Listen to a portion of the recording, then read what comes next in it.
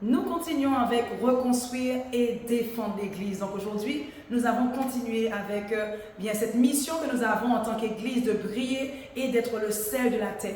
Mais nous ne pourrons pas y parvenir si nous ne mettons pas en place des plans d'action pour pouvoir devenir une Église qui brille et qui a de l'impact dans la société. Donc nous avons vu que non seulement nous devons construire, mais en plus de cela, il nous faut défendre. Parce que nous sommes dans un chaos. Il y a eu un séisme spirituel en raison du péché. Ça a causé la maladie, ça a causé la pauvreté, ça a causé la misère, ça a causé les dépressions. Donc il y a des dégâts. Et nous devons construire l'Église pour justement apporter cette lumière dans ce monde.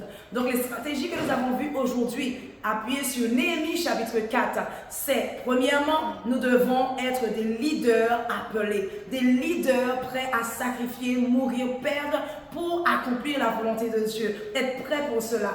Deuxièmement, il nous faut aller annoncer cette parole. Et ensemble, peuple de Dieu, nous devons porter la mission et prendre à cœur ce travail ensemble. Le Seigneur a mis en chacun des dons, des talents, des forces, une dimension de foi, et tout cela doit être mis en commun pour pouvoir construire et défendre l'Église.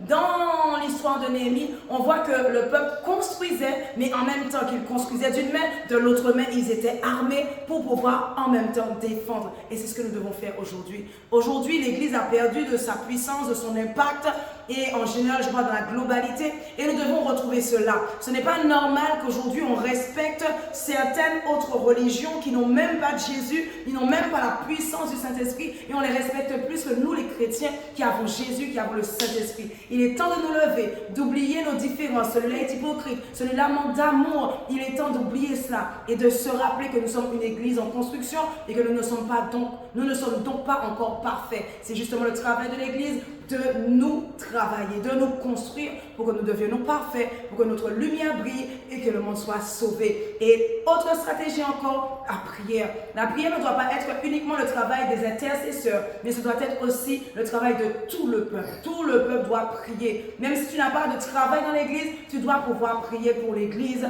prier pour le corps de Christ, pour qu'on puisse briller pour la gloire de Dieu.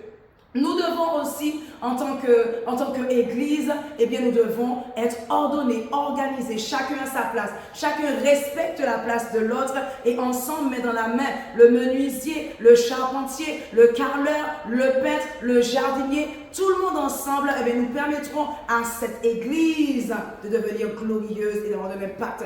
Refusons d'être inactifs et endormis et levons-nous pour pouvoir briller pour la gloire de notre Dieu parce que nous sommes des ambassadeurs de Jésus. Que Dieu vous bénisse et à bientôt.